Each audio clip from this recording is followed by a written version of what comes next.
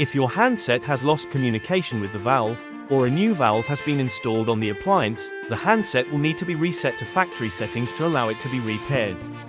If the valve and handset have lost communication, the green unlock LED will pulse like a heartbeat, and the communication symbol will be missing from the display. To access the setup menu, unlock the handset, then press and hold the Set button until Prog and Setup appear at the top of the screen. To progress through the menus, repeatedly tap the Set button until CA0 appears on the screen.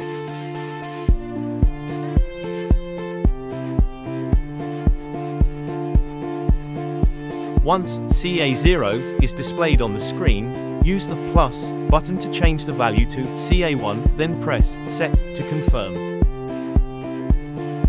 The screen should now display Tesc RX, where X is a number, which confirms that the handset is now in factory reset condition and ready to be paired to the valve.